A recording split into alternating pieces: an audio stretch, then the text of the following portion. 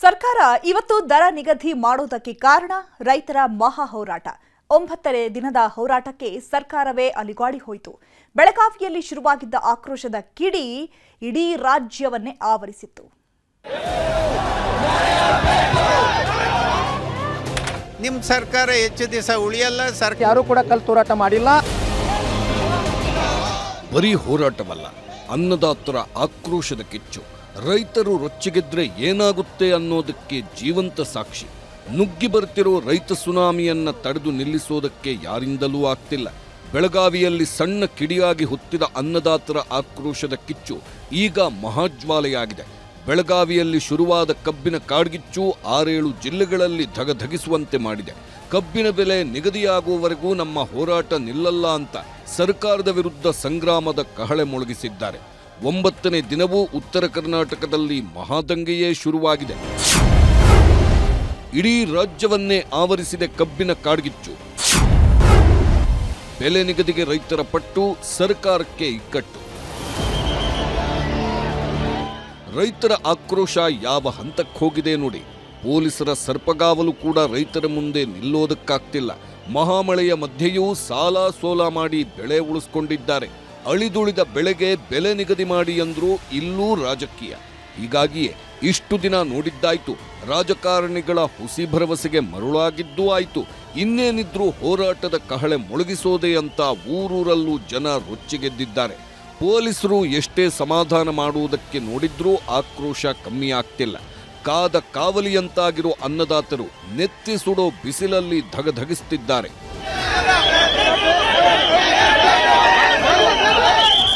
ಬೆಳಗಾವಿಯಲ್ಲಿ ಹೋರಾಟದ ಕಿಚ್ಚು ತೀವ್ರ ಸ್ವರೂಪ ಪಡೆಯುತ್ತಿದೆ. ಹುಕ್ಕೇರಿ ಬಳಿಯ ಬೆಂಗಳೂರು ಪುಣೆ ರಾಷ್ಟ್ರೀಯ ಹೆದ್ದಾರಿಯಲ್ಲಿ ಉಗ್ರ ಹೋರಾಟ ನಡೆಯುತ್ತಿದೆ. ನಮ್ಮ ಬೇಡಿಕೆ ಈಡೇರಿಸುವವರೆಗೂ ಪ್ರತಿಭಟನೆ ಕೈಬಿಡಲ್ಲ ಅಂತ ಪಟ್ಟು ಹಿಡಿದಿದ್ದಾರೆ. ಪೊಲೀಸರು ಎಷ್ಟೇ ಮನವೊಲಿಸುವುದಕ್ಕೆ ನೋಡಿದ್ರೂ ಪ್ರಯೋಜನವಾಗಿಲ್ಲ. ಈ ವೇಳೆ ಉದ್ರಿಕ್ತರ ಗುಂಪು ಕಲ್ಲು ತೂರಾಟ ನಡೆಸಿದೆ. ಉದ್ರಿಕ್ತರ ಆಕ್ರೋಶದ ಜ್ವಾಲೆಗೆ ಕೆಎಸ್ಆರ್ಟಿಸಿ ಬಸ್ಗಳ ಗಾಜು ಪುಡಿಪುಡಿಯಾಗಿವೆ. ಕೂಡಲೇ ಎಚ್ಚೆತ್ತ ಪೊಲೀಸರು ಕಲ್ಲು ತೂರಾಟ ಮಾಡಿದವರನ್ನ ಲಾಕ್ ಮಾಡಿದ್ದಾರೆ. ಕಲ್ಲು ತೂರಾಟ ಮಾಡಿದವರು ಯಾರೂ ಕೂಡ ನಮ್ಮ ರೈತ ಸಂಘಟನೆಯವರಲ್ಲ. ಯಾರೋ ಕಿಡಿಗೇಡಿಗಳು ಈ ಗಟ್ಟಿಯಾದ ಹೋರಾಟವನ್ನ ದಿಕ್ಕು ತಪ್ಪಿಸಲಿಕ್ಕೆ ಮಾಡ್ತಕ್ಕಂಥ ಕಾರ್ಯ ಕುತಂತ್ರ ಆಗ್ತಾ ಇದೆ. ದಯವಿಟ್ಟು ನನ್ನ ಸಂಘಟನೆ ಪರವಾಗಿ ತಮಗೆ ಕ್ಷಮೆ ಕೇಳ್ಕೊತೀನಿ. ಯಾರೂ ಕೂಡ ಕಲ್ಲು ತೂರಾಟ ಮಾಡಿಲ್ಲ. ಬೆಳಗಾವಿ ರೈತರು ಮನೆ ಮಠ ಬಿಟ್ಟು 1 ವಾರದ ಮೇಲಾಯಿತು. ಅಲ್ಲೇ ಮಲ್ಗೋದು, ಅಲ್ಲೇ ಅಡುಗೆ ಮಾಡಿಕೊಂಡು ಹೋರಾಟ ಮಾಡೋದು. ಇವತ್ತು ಗೋಕಾಕ ನಗರದ 4 ನಂಬರ್ 1ರಲ್ಲಿ ರೈತರು ಉಗ್ರ ಹೋರಾಟಕ್ಕಿಳಿದಿದ್ರು. ಹೆದ್ದಾರಿ ತಡೆದಿದ್ದಲ್ಲದೆ ಅಲ್ಲೇ 3000 ರೈತರಿಗೆ ಅಡುಗೆ ಮಾಡಿದ್ರು. ಈ ವೇಳೆ ಪೊಲೀಸರು ಹಾಗೂ ಹೋರಾಟಗಾರರ ನಡುವೆ ತಳ್ಳಾಟ ನೂಕಾಟವೂ ನಡೆಯಿತು. ಪ್ರತಿಭಟನೆ ಕಾವು ಜೋರಾಗ್ತಿದ್ದಂತೆ ಕೆಲವರನ್ನ ವಶಕ್ಕೆ ಪಡೆದರು. ಬೆಳಗಾವಿಯ ಯಾವ ಹೆದ್ದಾರಿ ನೋಡಿದ್ರು ಬರೀ ರೈತರೇ ಕಾಣುತ್ತಿದ್ದಾರೆ.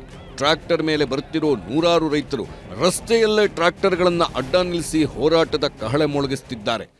ಒಂದ ಕರೆ ಕೊಟ್ರ ನಿನ್ನ ಬೀದಿಯೊಳಗೆ ಅಡ್ಡಾಡೋದು ಕಠಿಣ ಆಕೈತಿ. ಹಂಗ ಹುಚ್ಚಿ ಹಂಗ ಮಾತಾಡ್ಬೇಡ. ಮುಖ್ಯಮಂತ್ರಿ ಇವತ್ತು ಬೆಲೆ ನಿಗದಿ ಮಾಡ್ತಾನೋ, ಕಾರ್ಖಾನೆ ನೀನ್ ಚಾಲೂ ಮಾಡಿಸ್ತೀವಿ, ಮಾಲಕರು ನಾವು. ಬೆಳಗಾವಿಯ ಅಥಣಿಯಲ್ಲೂ 4ನೇ ದಿನದ ಹೋರಾಟ ಜೋರಾಗಿದೆ. ಮಹಾದೇವ್ ಮಡಿವಾಳ ನೇತೃತ್ವದಲ್ಲಿ ನಡೆಯುತ್ತಿರೋ ರೈತರ ಹೋರಾಟಕ್ಕೆ ಜನಸಾಗರವೇ ಸೇರ್ತಿದೆ.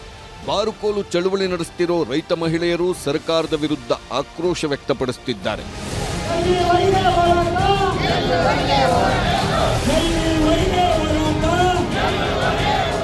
ಬೆಳಗಾವಿ ಜಿಲ್ಲೆ ರಾಮದುರ್ಗ ತಾಲೂಕು ಪ್ರವಾಸದಲ್ಲಿದ್ದ ಸರ್ಕಾರದ ಮುಖ್ಯ ಸಚೇತಕ ಅಶೋಕ್ ಪಟ್ಟಣಿಗೆ ಪ್ರತಿಭಟನೆ ಬಿಸಿ ತಟ್ಟಿದೆ.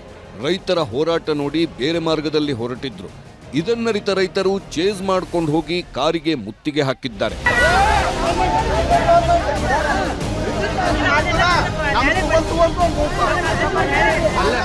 ಬಾಗಲಕೋಟೆ ಜಿಲ್ಲೆಯ ಕಮತಗಿಯಲ್ಲೂ ರೈತರ ಆಕ್ರೋಶ ಧಗಧಗಿಸುತ್ತಿದೆ.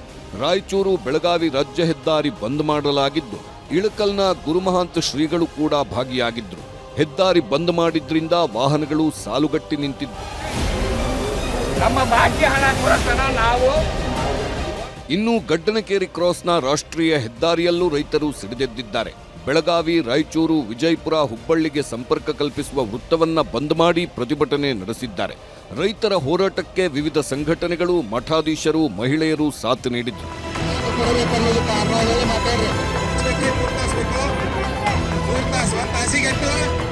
ಬೆಳಗಾವಿಯಲ್ಲಿ ಶುರುವಾದ ಕಬ್ಬಿನ ಜ್ವಾಲೆ ಇಡೀ ರಾಜ್ಯಕ್ಕೆ ವ್ಯಾಪಿಸಿದೆ. ಚಾಮರಾಜನಗರದಲ್ಲೂ ರೈತರು ಪ್ರತಿಭಟನೆ ಮಾಡಿದ್ದಾರೆ. ರಾಷ್ಟ್ರೀಯ ಹೆದ್ದಾರಿ ತಡೆದು ಟೈರ್ಗೆ ಬೆಂಕಿ ಹಚ್ಚಲು ಮುಂದಾಗಿದ್ರು. ಈ ವೇಳೆ ಮಧ್ಯಪ್ರವೇಶಿಸಿದ ಪೊಲೀಸರು ರೈತರನ್ನ ವಶಕ್ಕೆ ಪಡೆದಿದ್ರು. ಇನ್ನು ಬೆಂಗಳೂರು ದಕ್ಷಿಣ ಜಿಲ್ಲೆಯ ಚನ್ನಪಟ್ಟಣದಲ್ಲೂ ರೈತರು ಪ್ರತಿಭಟನೆ ನಡೆಸಿದ್ರು. ಹಳೆ ಬೆಂಗಳೂರು ಮೈಸೂರು ಹೆದ್ದಾರಿ ಬಂದ್ ಮಾಡಿ ಆಕ್ರೋಶ ವ್ಯಕ್ತಪಡಿಸಿದ್ರು. ಇತ್ತ ಕೋಲಾರದ ರೈತರು ಕೂಡ ಬೆಳಗಾವಿ ಹೋರಾಟಕ್ಕೆ ಕೈಜೋಡಿಸಿದ್ದಾರೆ. ನಗರದ ಹೊಸ ಬಸ್ ನಿಲ್ದಾಣ ವೃತ್ತದಲ್ಲಿ ಕರ್ನಾಟಕ ರಾಜ್ಯ ರೈತ ಸಂಘ ಹಾಗೂ ಹಸಿರು ಸೇನೆ ಪ್ರತಿಭಟನೆ ಮಾಡಿದೆ. ರೈತರ ಹೋರಾಟದ ಬಗ್ಗೆ ಹಾವೇರಿಯಲ್ಲಿ ಪ್ರತಿಕ್ರಿಯೆ ನೀಡಿದ ರೈತ ಮುಖಂಡ ಕೋಡಿಹಳ್ಳಿ ಚಂದ್ರಶೇಖರ್, ರೈತರ ಹೋರಾಟದ ಕಿಚ್ಚು ಇನ್ನೂ ತೀವ್ರತೆ ಪಡೆಯುವ ಸಾಧ್ಯತೆ ಇದೆ. ರಾಜಕಾರಣಿ ಪರ ನಿಂತರೆ ಸರ್ಕಾರ ಬಹಳ ದಿನ ಉಳಿಯಲ್ಲ ಅಂತ ಕಿಡಿಕಾರಿದ್ದಾರೆ. ಸಕ್ಕರೆ ಲಾಬಿ ಮಾಡ್ತಕ್ಕಂಥ ಎಲ್ಲ ರಾಜಕಾರಣಿಗಳು ಕಾರ್ಖಾನೆಯವರು ಇದ್ದಾರೆ ಅಂತ ಹೇಳಿ ಅವ್ರ ಪರ ತೀರ್ಮಾನ ಮಾಡೋದಾದರೆ ನಿಮ್ಮ ಸರ್ಕಾರ ಹೆಚ್ಚು ದಿವಸ ಉಳಿಯಲ್ಲ. ಸರ್ಕಾರ ರೈತರು ಬೀದಿಗೆ ಬಂದರೆ ಸರ್ಕಾರ ಬಹಳ ಅಪಾಯಕ್ಕೆ ಸಿಕ್ಕಾಕೊಳ್ಳುತ್ತೆ. ಒಟ್ಟಿನಲ್ಲಿ ರೈತರು ಬೀದಿಗಿಳಿದ್ರೆ ಪರಿಸ್ಥಿತಿ ಹೇಗಿರುತ್ತೆ ಅನ್ನೋದಕ್ಕೆ ಇದೇ ತಾಜಾ ಉದಾಹರಣೆ. ರೈತರ ಆಕ್ರೋಶ ದಿನದಿಂದ ದಿನಕ್ಕೆ ಹೆಚ್ಚಾಗ್ತಾನೆ ಇದ್ದು, ಸರ್ಕಾರ ದರ ನಿಗದಿ ಮಾಡದೇ ಇದ್ದಲ್ಲಿ ಹೋರಾಟದ ತೀವ್ರತೆ ಹೆಚ್ಚಾಗೋದ್ರಲ್ಲಿ ಅನುಮಾನವೇ ಇಲ್ಲ.